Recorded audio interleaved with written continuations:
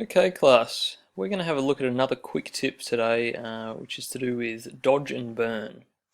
Now the dodge and burn tool in Photoshop, which is this tool just here, at the moment it's on dodge, and if we click on the little arrow there we can change it to the burn tool as well. We won't look at the sponge tool, we're mainly looking at dodge and burn. Now what dodge and burn will achieve for you is lightening or darkening a specific area of your image. So for example, if I look in my image here, my lights here are quite bright, and I may see that as something that detracts from my image and detracts from the focal point of the image. And that's something I may wish to lighten. Now, like we're doing for a lot of our editing techniques, we want to ensure that whenever we're editing our photos that we're doing it non-destructively. So we're going to go through how to do a non-destructive dodge and burn. Now, rather than going straight to the tool, what we're going to do first is add a new layer to our image. So we're going to pop down to the layers palette here and we're going to click on the new layer button. When we click on that, we'll get a new layer there.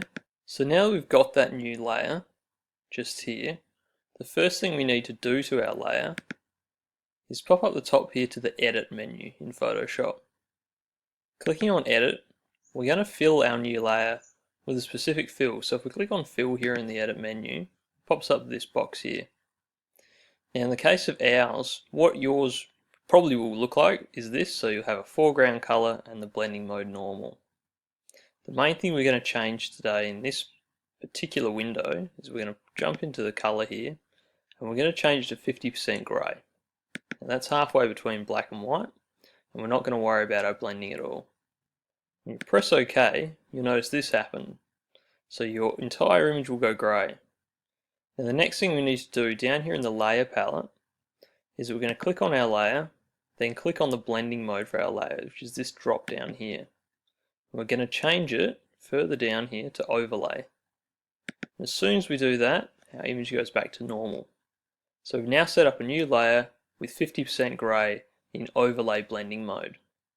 From here we can start to use the dodge and burn tools. So in the case of mine here, I think I might lighten up some areas just up the back here, and then I might darken perhaps my bench. So first off, I'm in the dodge tool. Now the dodge tool allows you to lighten specific areas. I can see that my paintbrush isn't particularly large.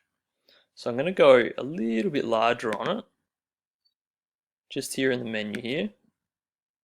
I might go up to about 80 pixels I think, but perhaps a little bit larger.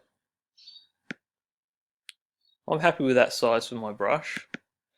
Now along the top here we have some other features, specifically the range feature. This allows us to change what specific area of our image we want to adjust, whether it's the shadows of our image, the midtones, or the highlights.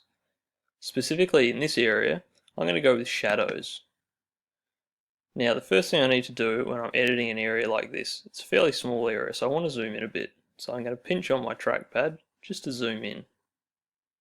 You can see that my brush keeps the same sort of size. Now that I'm in my dodge tool, I can paint over that area. And you see as I go, it starts to get a little bit lighter. I can do that on both sides, just to lighten out those areas. It'll probably be more dramatic if I do it back here. You can see that we start to see some more of what was in the background. Perhaps same over here as well. If we adjust that from shadows to midtones, we can get a little bit more out of that as well. So I've now lightened those areas up quite a little bit. And that might be your aim in your image. You want to lighten up and give some more depth to your image in the areas that are quite dark.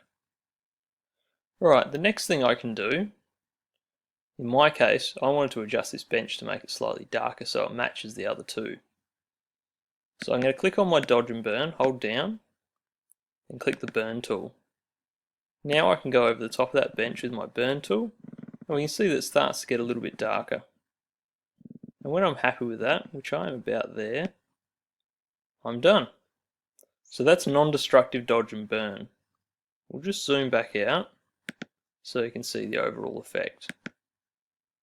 Okay, there's my image. I've lightened up these areas and darkened in my bench. Now if I have a look down here at my layer, what I'll just quickly do is I'm going to turn off the background layer so you can see what happened on the dodge and burn layer. So that's essentially what I've done. I've gone and lightened some areas and darkened another area. And that overlays that onto my original image. So that's non-destructive dodge and burn. Hope this quick tip's helpful for you.